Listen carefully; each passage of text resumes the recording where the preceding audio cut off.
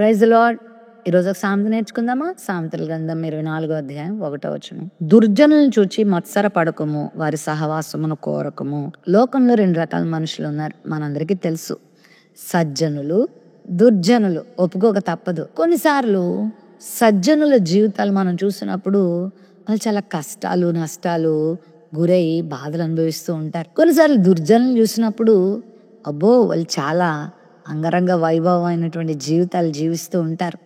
చాలా ఆనందకరమైనటువంటి అనుభూతులతో వాళ్ళు ఉంటూ ఉంటారు. అలాంటివి చూసినప్పుడు మంచోళ్ళకి ఏమనిపిస్తుంది అంటే, నీతిని కలిగి, యథార్థతను కలిగి, సత్యమును కలిగి, భయభక్తులు కలిగి, దేవుని కొరకు, మంచి కొరకు బ్రతికే వాళ్ళు అలాంటి నీతి నియమాలు వదిలేసి బ్రతుకుతున్న వారిని చూసినప్పుడు మత్సరపడతా ఉంటారు.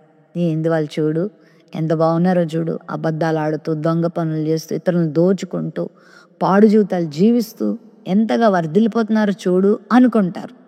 బైబిల్ చెప్తుంది, దుర్జనులకు కీడు, నాశనము త్వరలోనే రాబోతా ఉంది. వారు గడ్డి వలె ఎండిపోతారు. వాళ్ళు ఎండిన ఆకు వలె రాలిపోయే రోజు రాబోతా ఉంది. వాళ్ళు నిర్మూలం అయిపోతేనంట మరలా మనం వచ్చి వాళ్ళని వెతికిన కించిత్ అడ్రస్ కూడా దొరకకుండా వాళ్ళు నిర్మూలం అయిపోతారు. ఎంత ఘోరమైన శిక్షలు భక్తిహీనులకి, దుర్జనులకు ఉంటాయని బైబిల్ రాసింది. ఒకవేళ వాళ్ళు పచ్చని గడ్డి వలె కొద్ది కాలం కనబడతారేమో, కానీ వారి మీదకి వచ్చే నాశనం చాలా భయంకరమైంది. కాబట్టి చెడు పనులు చేసి, దుర్మార్గం పనులు చేసి, కీడులు చేస్తూ, ఇతరుల్ని చంపుతూ, హింసిస్తూ, బాధిస్తూ, అన్యాయం చేస్తూ, అక్రమం చేస్తూ జీవించే వాళ్ళని చూసి అబ్బా వాళ్ళు వర్ధిల్లుతున్నారని ఎప్పుడు అనుకోవద్దు.